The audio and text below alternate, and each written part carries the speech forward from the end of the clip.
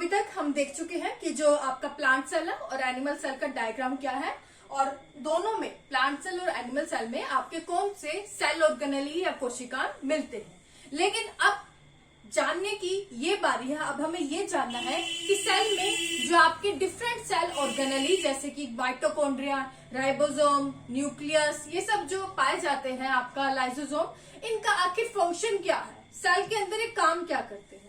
तो एक एक करके हम चीजें पढ़ेंगे। और वीडियो अगर अच्छी लगे तो प्लीज लाइक कर दें, शेयर करें, और चैनल पर नए हैं तो सब्सक्राइब करें। सबसे पहले आप लिखे माइटोकॉन्ड्रिया। तो माइटोकॉन्ड्रिया हमने सेल में स्ट्रक्चर में देखा था कि ये आपका प्लांट सेल और एनिमल सेल दोनों में पाया जाता है। तो माइटोकॉन्ड्रिया प्लांट सेल और एनिमल सेल दोनों में ही पाया जाता है। अगर इसका स्ट्रक्चर देखें तो ये आप देखिए कुछ इस तरह का पाया जाता है, और ये आपका डबल मेम्ब्रेन होता है, इसमें दोहरी झिल्ली पाई जाती है।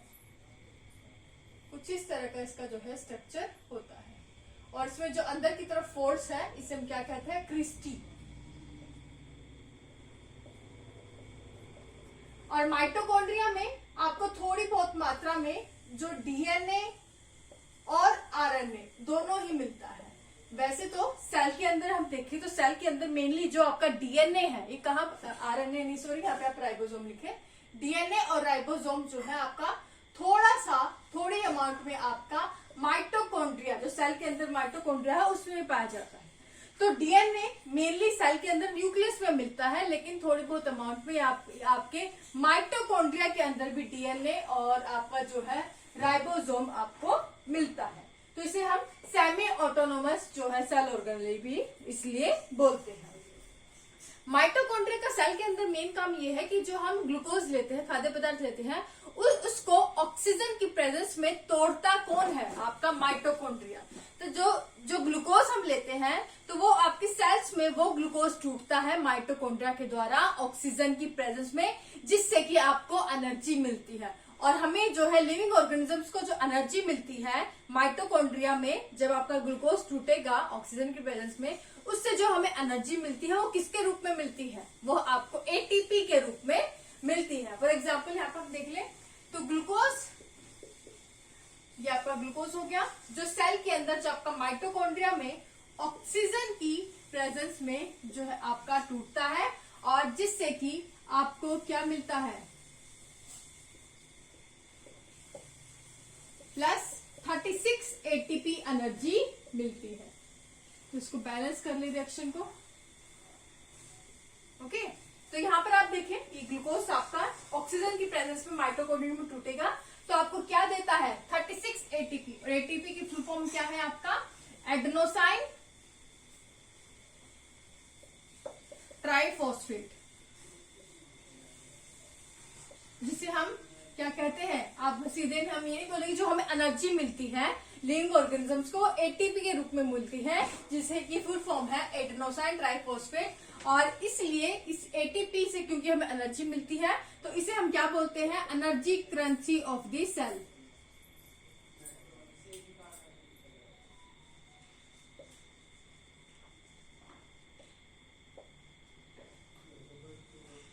ओके, और हिंदी में हम इसे क्या कहते हैं, ऊर्जा मुद्रा, कोशिका की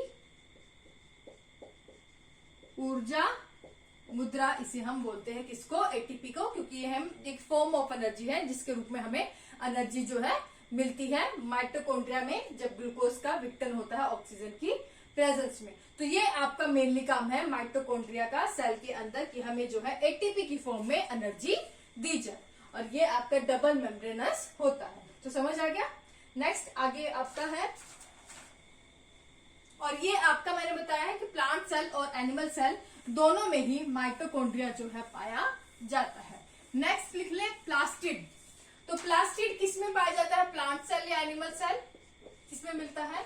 तो मैंने कल डिफरेंस बताया था आपको डायग्राम में कि प्लास्टिड, पी से प्लास्टिड और पी से प्लांट्स, इस तरह से याद रखें। तो प्लास्टिड जो है सिर्फ प्लांट सेल में मिलता है, और ये 3 तरह का होता है। कौन कौन से, क्लोरोप्लास्ट, क्रोमोप्लास्ट और ल्यूकोप्लास्ट।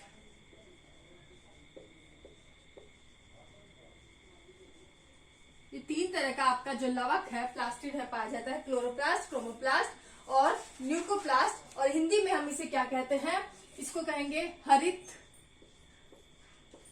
लवक, वर्णी लवक और ये अवर्णी लवक।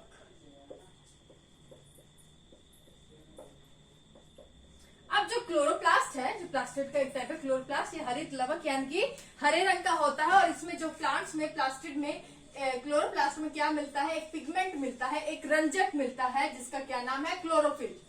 और क्लोरोफिल का मेन काम क्या है, ये प्लांट्स में जो आपका प्रकाश संश्लेषण होता है, फोटोसिंथेसिस होता है, जिससे कि प्लांट्स जो है अपना खाना बनाते हैं सनलाइट की प्रेजेंस में। तो मेनली वो जो फोटोसिंथेसिस रिएक्शन है वो कंप्लीट किसके द्वारा होती है प्लांट्स में, क्लोरोफिल पिगमेंट के द्वारा जो है आपका होती है। तो क्लोरोफिल पिगमेंट जब आपका सनलाइट को ऑब्जॉर्ब करते हैं, जिससे कि आपका जो है एनवायरमेंट से जो CO2 है और वाटर को जो है कन्वर्ट कर दिया जाता है ग्लूकोज में, जिससे कि प्लांट्स को एनर्जी मिल सके। तो प्लांट सिंथेसिस में जो आपका फोटोसिंथेसिस होता है, या फिर जो पादप प्लांट्स में आपका क्या होता है, आपका फोटोसिंथेसिस, यानी कि फोटोसिंथेसिस अगर मैं दोबारा नहीं बताऊंगी क्योंकि मैंने अलग से इसकी वीडियो बनाई हुई है और थोड़े दिन पहले मैंने एक पूरा प्रोसीजर भी समझाया है। तो फोटोसिंथेसिस, जिसे हम हिंदी में प्रकाश संश्लेषण कहते हैं, उसके द्वारा प्लांट्स अपना खाना बनाते हैं। और उसके लिए हेल्प कौन करता है, आपका क्लोरोफिल पिगमेंट या रंजक, जो कि प्लास्टिड में जो आपका क्लोरोप्लास्ट प्लास्टिड है टाइप का, उसके द्वारा क्लोरोफिल जो है उसमें होता है, जो कि हेल्प किसमें करता है, साइड में लिख लें, फोटोसिंथेसिस या प्रकाश संश्लेषण में जो है आपका मेन जो है रोल आपका प्ले करता है। उसके बाद है क्रोमोप्लास्ट, वर्णी लवक, जो आपको कलर देता है, ये आपका कलरफुल होता है। और ये आगे दो तरह का होता है, आपका ज़ैंथोफिल और कैरोटीन। ज़ैंथोफिल और कैरोटीन, जिसमें ज़ैंथोफिल जो है, ये जो क्लोरोप्लास्ट क्लोरोफिल का काम किया था, प्रकाश संश्लेषण, फोटोसिंथेसिस में मेन रोल आपका क्लोरोफिल जो है प्ले करता है। लेकिन उस फोटोसिंथेसिस यानी कि प्रकाश संश्लेषण में जो हेल्प करता है वो कौन सा पिगमेंट करता है, ज़ैंथोफिल पिगमेंट। तो ज़ैंथोफिल पिगमेंट जो है वो आपका फोटोसिंथेसिस प्रोसेस में क्या करेगा, हेल्प करता है। उसके बाद क्रोमोप्लास्ट में जो आपका कैरोटीन पिगमेंट है, ये आपका जो फ्रूट्स है, प्लांट्स पर जो फ्रूट्स लगेंगे, आपके जो फ्लावर्स लगेंगे, उनको जो कलर देने का जो काम है, उनमें जो आपके डिफरेंट कलर के फ्लावर्स होते हैं, कोई येलो होता है, कोई ब्लू होता है, पर्पल, रेड, तो ये जो कलर मिलता है प्लांट्स में फ्रूट्स और फ्लावर को, वो कौन से पिगमेंट से मिलता है, कैरोटीन पिगमेंट से मिलता है। उसके बाद रह गया ल्यूकोप्लास्ट टाइप का प्लास्टिड या लवक। ये अवर्णी लवक है, यानी कि आपका जो है कलरलेस होता है, ये आपका जो है कलरलेस होता है। और ये आपका किसमें हेल्प करता है, ये आपका जो है फूड स्टोरेज में हेल्प करता है। किसमें हेल्प करता है, जो प्लांट्स में जो फूड स्टोरेज होता है, जैसे कि आपका जड़ों में कई बार फूड स्टोरेज होता है, तनों में होता है, तो फूड स्टोरेज का मेन काम करता है आपका ल्यूकोप्लास्ट। तो ये प्लांट्स में 3 तरह का प्लास्टिड या लवक जो है आपका पाया जाता है। और जो प्लांट्स में ये प्लास्टिड है, लवक है, ये भी आपका डबल मेम्ब्रेन होता है आपका, इसमें दोहरी झिल्ली जो है पाई जाती है। ओके, तो ये हो गया प्लास्टिड। आगे बढ़े,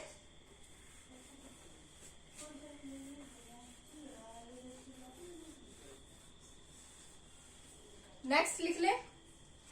नेक्स्ट है आपका endoplasmic reticulum. Endoplasmic reticulum, Hindi में इसे हम क्या कहते हैं, अंतःपृथ्वी जालिका।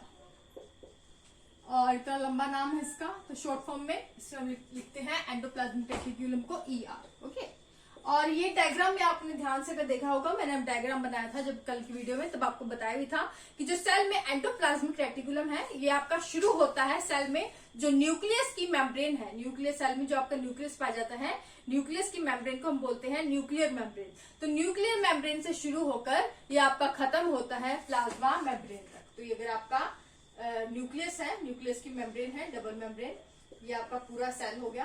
तो तो यहाँ से शुरू होगा एंडोप्लाज्मिक रेटिकुलम, और अगर ये आपका बाहरी जो मेम्ब्रेन है ये क्या है, प्लाज्मा मेम्ब्रेन है आपकी, क्या है प्लाज्मा मेम्ब्रेन या जो क्या प्लाज्मा मेम्ब्रेन या प्लाज्मा झिल्ली, तो इस पर जो है एंड होता है। तो ये आपका है एंडोप्लाज्मिक रेटिकुलम। अब ये जो है एंडोप्लाज्मिक रेटिकुलम है ये आगे दो तरह का होता है, एक होता है स्मूथ एंडोप्लाज्मिक रेटिकुलम, एक होता है रफ एंडोप्लाज्मिक रेटिकुलम। तो ऐसे स्मूथ यानी कि जो आपका सॉफ्ट है, आपका चिकना प्रद्रवी जाल का स्मूथ एंडोप्लाज्मिक रेटिकुलम, और एक रफ है जो खुदरा प्रद्रवी जालिका यानी कि रफ एंडोप्लाज्मिक रेटिकुलम।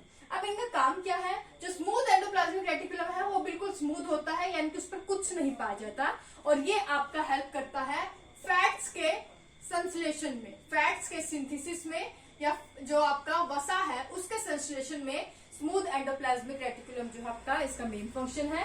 जबकि रफ एंडोप्लाज्मिक रेटिकुलम हम किसे कहते हैं, जब एंडोप्लाज्मिक रेटिकुलम के ऊपर जो है आपका क्या पाया जाता है, आपके छोटे छोटे जो है आपका ये क्या है राइबोसोम पाया जाए, क्या है इनके ऊपर राइबोसोम, जब अगर एंडोप्लाज्मिक रेटिकुलम के ऊपर पाए जाए, यानी कि अभी क्या हो गया, अभी स्मूथ नहीं रहा या अब रफ हो चुका है, तो उसे हम क्या कह देते हैं, रफ एंडोप्लाज्मिक रेटिकुलम। और ये क्या काम करता है, ये आपका प्रोटीन के संश्लेषण में, प्रोटीन के सिंथेसिस में जो है आपका ये हेल्प करता है। तो प्रोटीन सिंथेसिस का मेन काम कौन करता है, आपका रफ एंडोप्लाज्मिक रेटिकुलम आपका जो है काम करता है। ओके, तो ये हो गया एंडोप्लाज्मिक रेटिकुलम का बारे में। और इसी से नेक्स्ट आप लिख ले गोल्जी बॉडीज।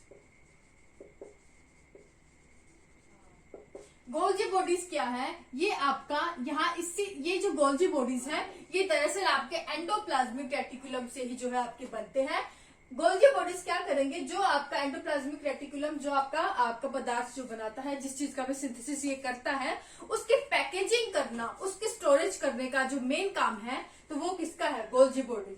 तो गोल्जी बॉडीज आप कह सकते हैं इसका नेक्स्ट स्टेप है एंडोप्लाज्मिक रेटिकुलम। जो भी इसके द्वारा बनाया जाता है, जिसका भी सिंथेसिस इसके द्वारा होता है, उसकी पैकेजिंग करना, उसकी स्टोरेज करना है, वो किसका काम है, गोल्जी बॉडीज का काम होता है। और ये भी प्लांट सेल और एनिमल सेल दोनों में ही पाए जाते हैं, और इसको हिंदी में गोल्जी निकाय बोलते हैं, गोल्जी निकाय बोलते हैं, लिख ले। और एक और चीज, गोल्जी बॉडीज क्या करते हैं, जो सेल में जो एंजाइम है, एंजाइम को सेल से जो बाहर निकालने का काम भी आपका जो है गोल्जी बॉडीज जो है आपकी करती है। तो ये चीज आप याद रखें। और ये भी प्लांट सेल और एनिमल सेल दोनों में ही जो है आपकी क्या पाई जाती है, गोल्जी बॉडीज जो है आपकी पाई जाती है। ओके, तो ये आपको जो है याद रखना है गोल्जी बॉडीज के बारे में। उसके बाद आपका आ गया लाइसोसोम। लाइसोसोम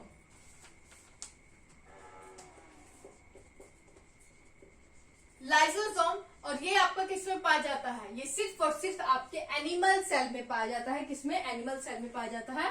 और इसे हम क्या बोलते हैं, सुसाइडल बैग के नाम से भी जानते हैं, आत्महत्या की थैली के नाम से भी जानते हैं। ओके,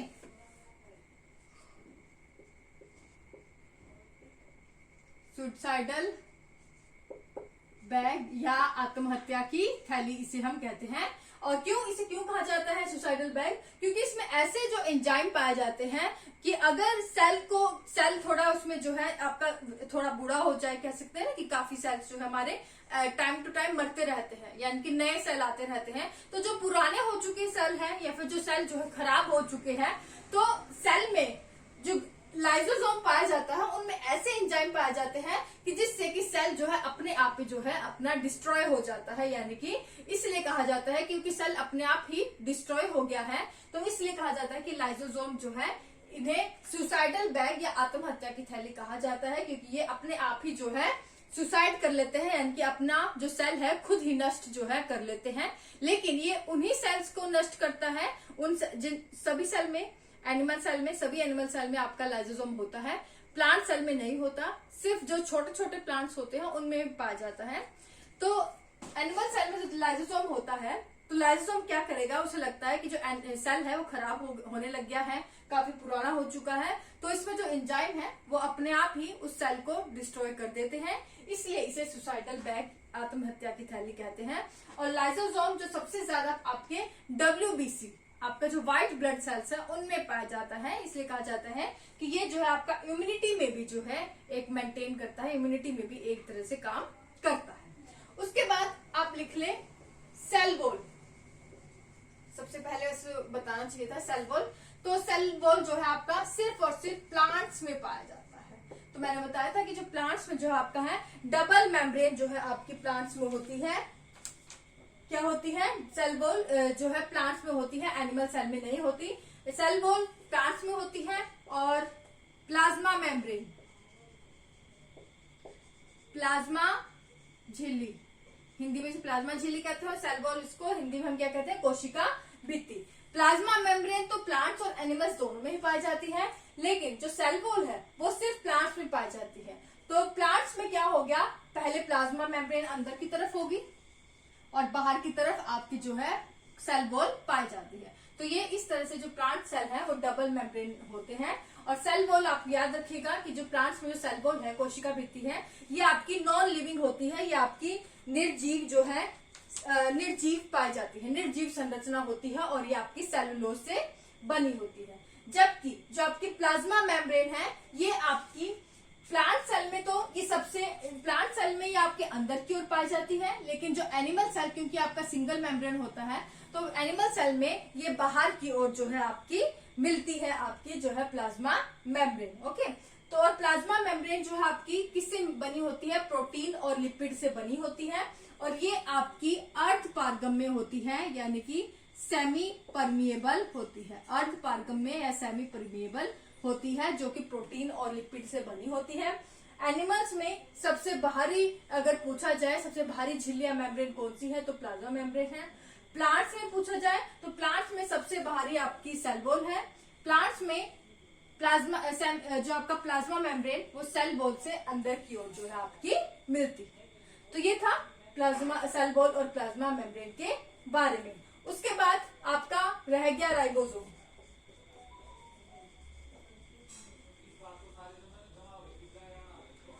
राइबोसोम, इसका मेन काम क्या होता है? प्लांट्स में प्लांट और एनिमल सेल दोनों में, ये भी प्लांट सेल और एनिमल सेल दोनों में ही मिलती है। और इसका मेन काम क्या है? प्रोटीन का संश्लेषण, प्रोटीन सिंथेसिस। ओके, तो प्रोटीन सिंथेसिस का आपका जो मेन काम होता है वो किसका होता है? राइबोसोम का आपका होता है। ओके, उसके बाद माइटोकॉन्ड्रिया हो गया, प्लास्टिड हो गया, और क्या रह गया? लाइसोसोम हो गया, गोल्जी बॉडीज हो गया।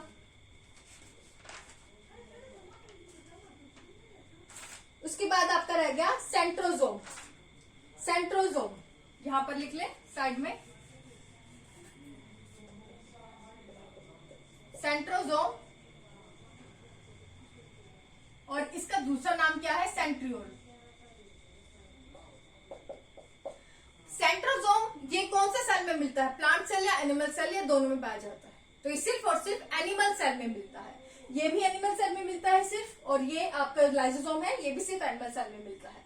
प्लास्टिड सिर्फ प्लांट सेल में मिलता है। तो सेंट्रोजोम और सेंट्रियोल जो कि एनिमल सेल में मिलती है, इसका मेन काम क्या है कि जो सेल डिवीजन है, कोशिका विभाजन में हेल्प करता है। तो सी से सेंट्रोजोम, सी से सेल डिवीजन, ऐसे याद कर सकते हैं।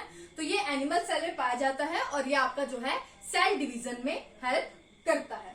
उसके बाद आपका मेन सबसे रह गया सेल्स में न्यूक्लियस, और ये भी जो है दोनों में ही पाया जाता है। और न्यूक्लियस जो है ये आपका डबल मेम्ब्रेनस होता है आपका। अगर यहाँ पर देखें, छोटा सा बना लेते हैं,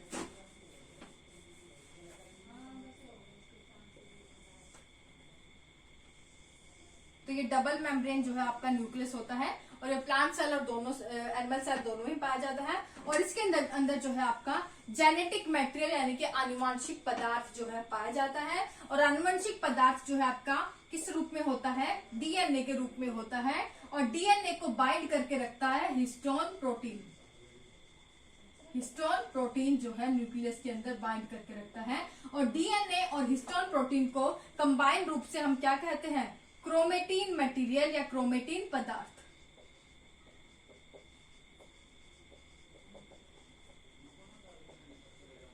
ओके, तो ये है न्यूक्लियस यानी आनुवंशिक पदार्थ जो है इसमें आपका होता है, ये डबल मेम्ब्रेनस होता है।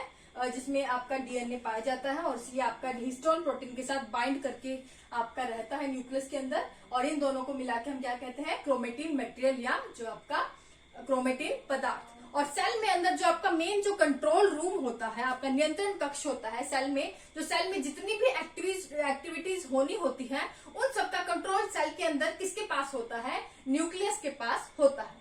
तो सेल की सारी एक्टिविटीज जो है, रासायनिक क्रियाएं हैं, वो किसके द्वारा कंट्रोल होती है, न्यूक्लियस के द्वारा कंट्रोल होती है। इसलिए न्यूक्लियस को हम क्या कहते हैं, न्यूक्लियस को हिंदी में हम क्या कहते हैं, नाभिक, और इसको हम क्या कहते हैं, इसे हम नियंत्रण कक्ष या कंट्रोल रूम भी कहते हैं सेल का, क्योंकि ये सेल की सारी एक्टिविटीज को कंट्रोल जो है करता है। तो ये था पूरा स्ट्रक्चर ऑफ सेल जो हमारा टॉपिक था, यहाँ पर कंप्लीट हो गया है। किसमें सेल में कौन कौन सी कोशिकांग है, सेल ऑर्गेनेली है, ये सारी हमने उनका क्या क्या फंक्शन है ये हमने आज की वीडियो में समझ लिया है। लास्ट वीडियो में हमने डायग्राम देखा था कि प्लांट सेल और एनिमल सेल का क्या डायग्राम है। अगर आपने वो वीडियो नहीं देखी है तो मैं उस वीडियो का नीचे लिंक दे दूंगी, तो आप वहां पर जाकर वो वीडियो देख सकते हैं। आज के लिए बस इतना ही। Thank you so much.